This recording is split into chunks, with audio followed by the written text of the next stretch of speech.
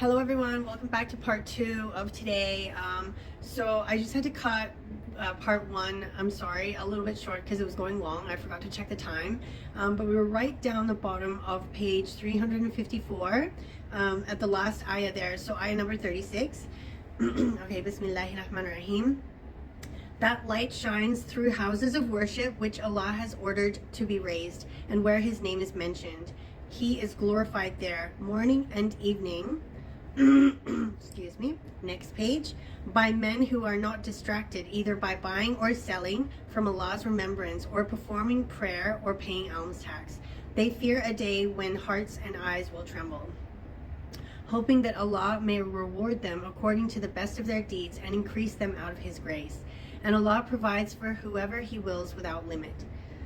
As for the disbelievers, their deeds are like a mirage in a desert, which the thirsty perceive as water, but when they approach it, they find it to be nothing. Instead, they find Allah there in the hereafter, ready to settle their account, and Allah is swift in reckoning. Or their deeds are like the darkness in a deep sea, covered by waves upon waves, topped by dark clouds, darkness upon darkness. If one stretches out their hand, they can hardly see it, and whoever Allah does not bless with light will have no light. Do you not see that Allah is glorified by all those in the heavens and the earth, even the birds as they soar? Each instinctively knows their manner of prayer and glorification, and Allah has perfect knowledge of all they do.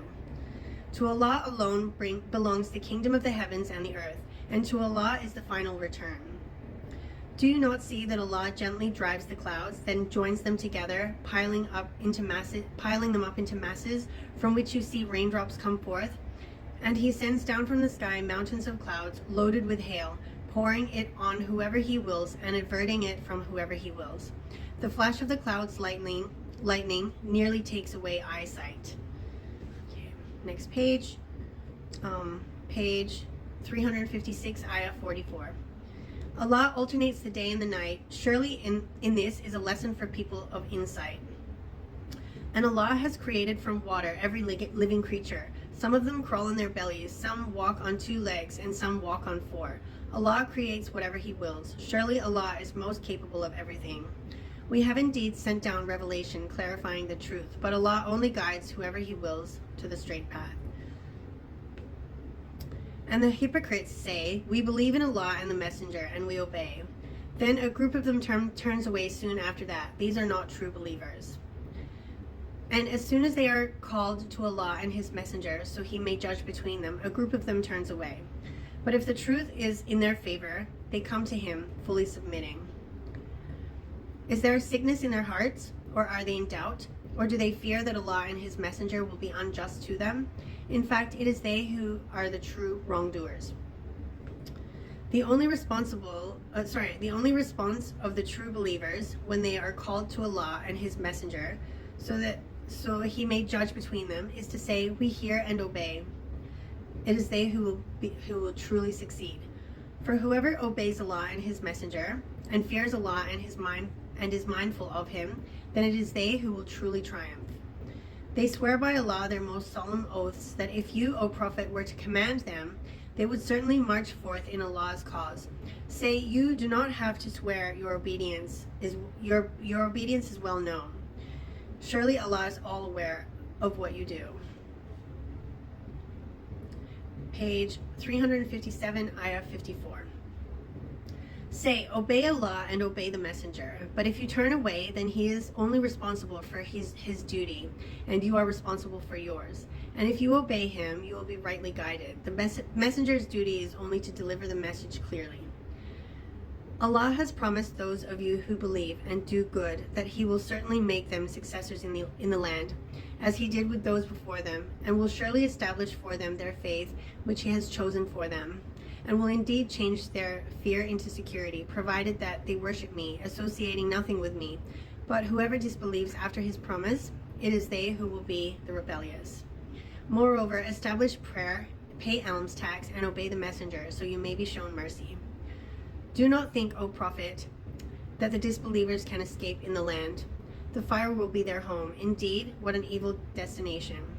O believers, let those bondspeople in your possession and those of you who are still underage ask for your permission to come in at 3 times: before dawn prayer, when you take off your outer clothes at noon, and after the late evening prayer. These are the 3 times of privacy for you. Other than these times, there is no blame on you or them to move freely, attending to one another. This is how Allah makes the revelations clear to you, for Allah is all-knowing, all-wise. And when your children reach the age of puberty, let them seek permission to come in as their seniors do. This is how Allah makes his revelations clear to you, for Allah is all-knowing, all-wise. It's teaching them respect, like don't burst into the bedroom without knocking, right? Yeah, so they have to learn that sooner or later. I teach my kids that too. As for elderly women past the age of marriage, there is no blame on them if they take off their outer garments without revealing their adornments. But it is better for them if they avoid this altogether, and Allah is all-hearing, all-knowing. There is no restriction on the blind, or the disabled, or the sick, nor on yourselves if you eat from your homes, or the homes of your fathers, or your mothers, or your brothers, or your sisters, or your paternal uncles, or your paternal aunts, or your maternal uncles, or your maternal aunts.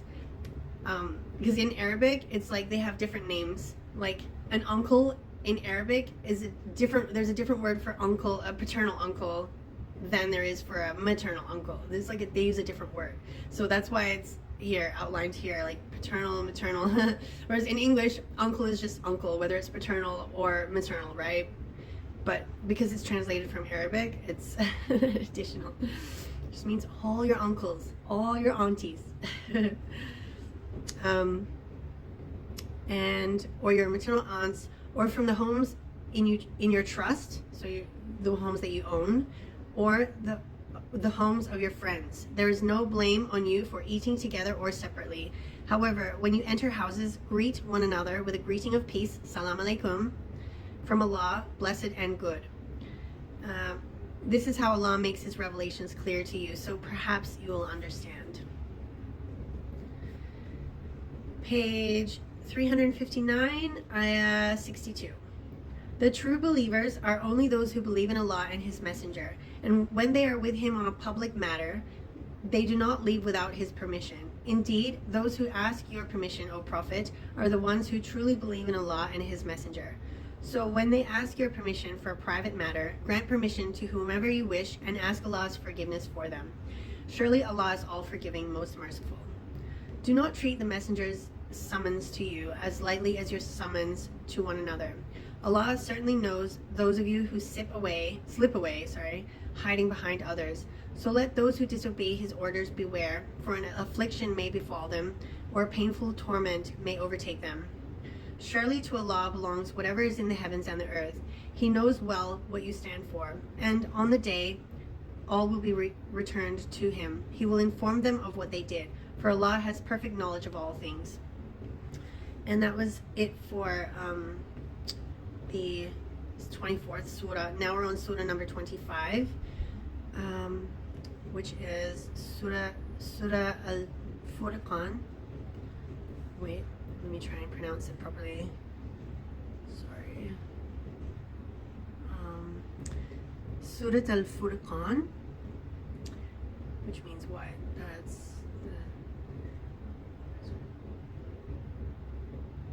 I'm not sure what it means. I'm sorry. I don't know what it means. It doesn't say here. Like it says in mine, 350. What page are we on? 359.